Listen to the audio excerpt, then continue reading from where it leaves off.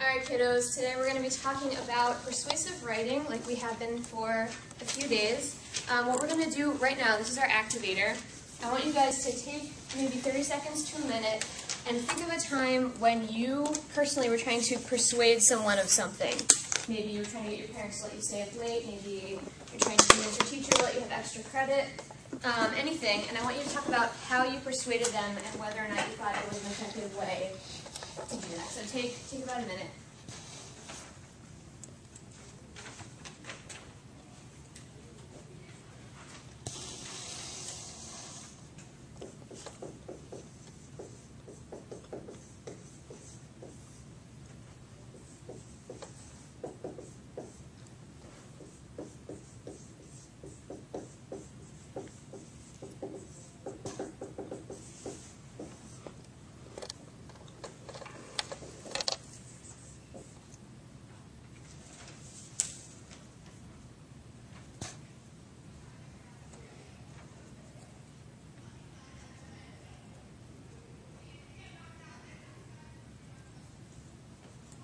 Alright, would you finish up writing?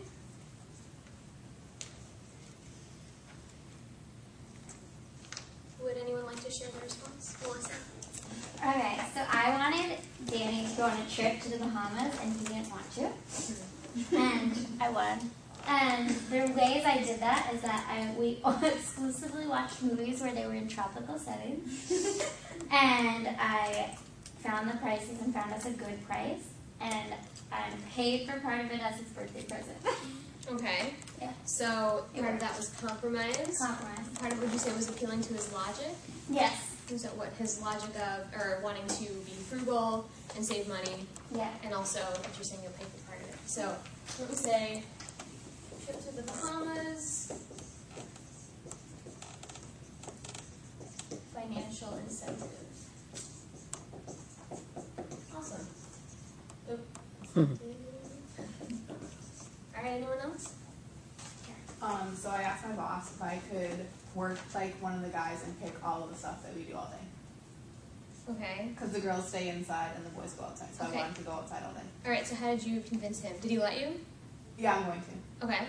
So- I asked, and then I said reasons why it would be a good idea that I could go. And then I asked really nicely again, and I kind of begged a little bit. So, okay, so would you say that were the reasons logical? Were they logical? Yes, because I know what I'm doing. Okay. So we'll say farm fun. Yeah. And also, you said you begged a little bit. How did you beg? Well, I kind of like kept asking her. I was like, well, please, I want to say that I've done everything. Mm-hmm. And then. So were you saying that you were appealing to maybe your relationship with her? Yes. So would you say that's an emotional appeal? Yes. Okay, so farm fun also. Alright. In any of your examples, I just want to get one of these up here. Did anyone appeal to whoever they were talking to, their trust or their trust of you, Marissa? Yes, I wanted to go to Jamaica my sophomore year for spring break. And I literally listed all the things that I either had not done or like had done previously to prove myself that I was capable of handling myself Perfect. while in Jamaica. Wonderful. And did you handle yourself well? Nope. Alright, well, believe it or not, this old Greek guy named Aristotle came up with 3 artistic proofs that we're going to call pathos,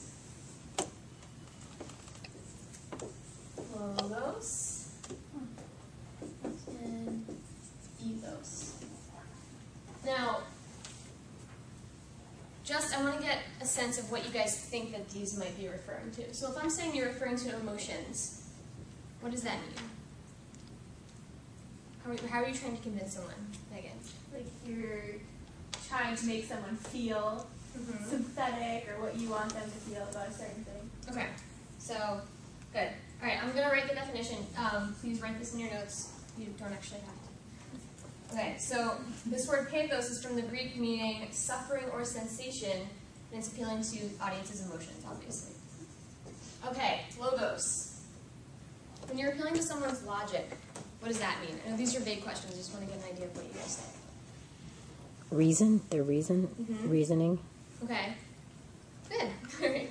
So logos from the Greek meaning a ground, plea, opinion, expectation, word, or speech is using logic, numbers, or facts.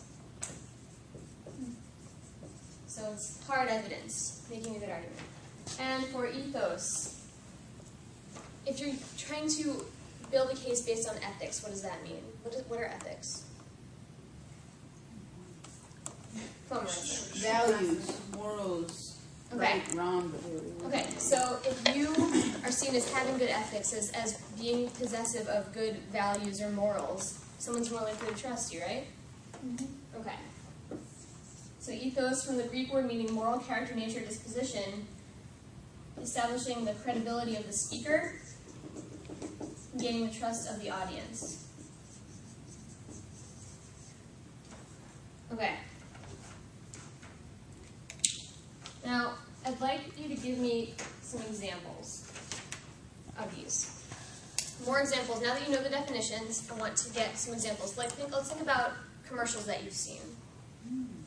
Has anyone ever seen those, not YMCA, ASPCA commercials with Sarah McLachlan?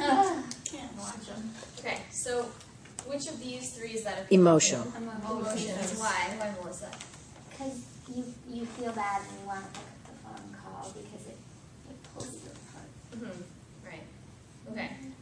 How about car commercials that talk about how wonderful their prices are and how they have these amazing financing programs? Logic. What? Logic. Why? Because you're using numbers and they're making the best decision. Well, they're making the best decision for you. Based on the facts. Yes, based on the facts, exactly. Now for this credibility. What about defense attorneys? Do you know about defense attorneys? What's their thing? Who do they Marquise defend? alone. Who do defense attorneys, the kind that you see on TV, usually defend? What kinds of? The people who were wrong. Like, Well, yeah. I had an injury and there was an Okay, yeah. Usually, a lot of times for uninsured people or people who, yeah, a lot of them are like personal injury. Yes, Megan. A really good example, but it's not a defense attorney. That's okay. State Farm. State Like Farm. a good neighbor, State Farm is there. Yeah. Okay, good. So you're saying like so that yeah, it's put into credibility. It could be also appealing to another one of these. Can you think of one? What do you think of when you think of neighbors and like your neighborhood home? Emotional. Yeah, you feel kind of warm and fuzzy. Like my neighbor, they have my back and I love them. So yeah, so they are building their credibility by saying we'll always be there, but they're also saying we're your friends. We're neighborly. We're gonna help you out. Okay, for your homework tonight, I'd like you to go home and watch TV. Yeah, your homework is to watch TV. Pick a commercial. Pick 1 or 2 commercials, and I want you to, well, first of all, summarize the commercial. Kind of tell me what's going on. What are they selling? Which of these 3 artistic proofs they're using, and whether or not it's effective and why.